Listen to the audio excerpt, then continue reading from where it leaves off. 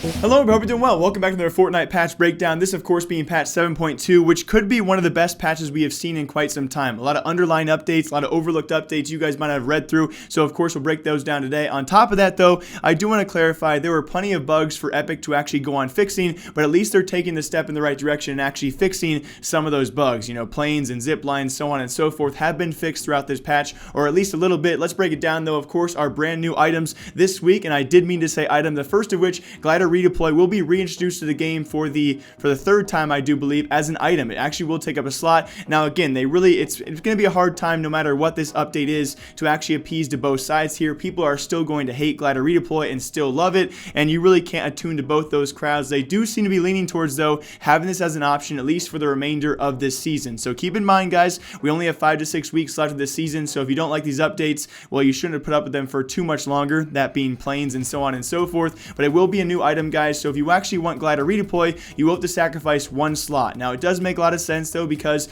even if you hate Glider Redeploy but you want to compete with people who have it, it should be very easy to find. It should be very common loot. You search a few chests, get a few kills, and it will be an item that should be pretty common around the map, especially by mid to late game. So I think it's going to be a great, unique way to try and reiterate Glider Redeploy into the game. We'll see if it works out, though, if there's any bugs around that, because with Glider Redeploy and zip lines and redeploying off planes, there could be a lot of bugs out there still. But on top of that, also our brand new real item this week will be the scope revolver, which I actually do like a lot so far. It does seem pretty rare to find, but it presents a brand new option late game for people out there who cannot find snipers, or you don't have any scoped rifles out there. At least you can try and shoot those long distances that are very hard to shoot without a scope in sight. But I do really like the revolver update so far. It does not seem to be meta changing. It's not too OP of a weapon, and it shouldn't have a chance to be, which is great. It's kind of a rare sight for a new item to be actually added by Epic and not be overpowered in any sense of it. Again, half a deagle shot, half a hunting rifle shot at long range, and especially late game when you have no hunting rifle or you have no sniper or no scoped rifle at all, this allows you a chance to at least fire back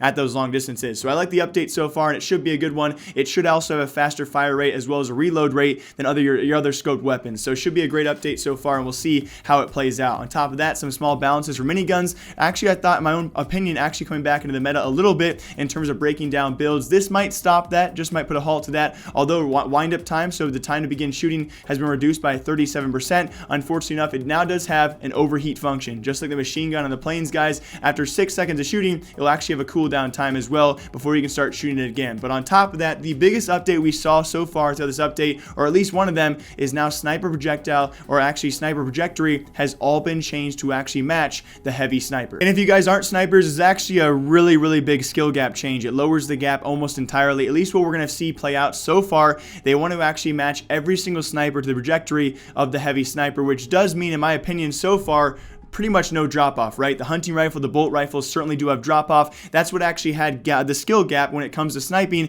It actually takes a little bit of skill to fire and kind of projectile where those bullets are going to drop to. This takes pretty much all of that away, and it does draw the question: did the suppressed sniper actually cause this change? If you guys have used a suppressed sniper so far, to me myself, I don't know what you guys think about this. When I use a suppressed sniper, that trajectory was all over the place. It was very, very hard to actually project that bullet drop, and I'm wondering if they actually changed that to kind of attune all the snipers into one fine package, where now you can actually shoot, and it should be pretty much a hit scan, whether you are on the body or not, whatever the range should be, of course, within probably 200 meters. If you are on the body, it probably should be a hit. We'll see how this plays out, though, because bullet speed is another instance as well. I do believe the bolt rifle and the heavy sniper already had the same bullet speed. I cannot speak the same truth for the other hunting rifles, though. So we're going to see how this all plays out. It should pretty much lower the skill gap here, and this is definitely a big change I was not in favor of. There was also a reticle reduction for scope rifles, so if you think you hit the target, you probably will this time. There was many instances where because of the large reticle on those scope rifles, you thought you hit them, but it would go right through them, so they've actually reduced that reticle size. If you think you hit them,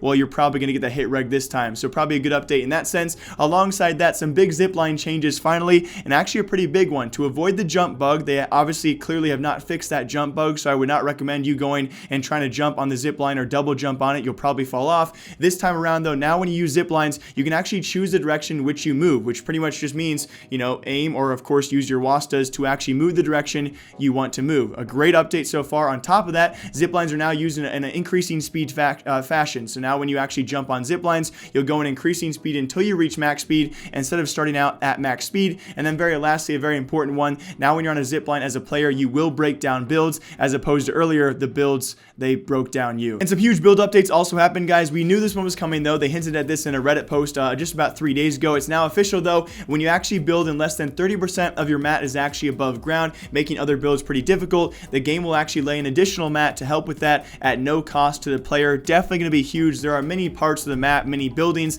that when you build on or you just can't build on, and especially on mountaintops where if you build mats, well, a lot of them aren't showing. So that has been fixed, guys. Now if that does happen, less than 30% of your mat is actually showing, the game will lay an extra mat down in the right direction and therefore help you out at no cost to you. So definitely going to see how that does work out. Also, a huge bug fix. Now, when you ever jumped out of a plane and your glider redeploy just didn't deploy, apparently that has been fixed. That was a huge issue, especially for competitive play as well, guys. When you deploy out of a plane, you should get glider redeploy 100% of the time, as it should be. And very lastly, in controversial updates, it does seem ammo icons have now been updated. It just seems typical. Like I said previously in this video, it just seems pretty much now any updates come out that seem to be in the right direction, there's 50% of people who hate it and 50% of people who actually are for it. As of right now, guys, brand new ammo icons, people out there who hate it say it does not match the game style, and people out there who like it say it actually kind of looks like the ammo that's actually dropped out of a chest in game now in your actual inventory space. So I for one actually like the update. It does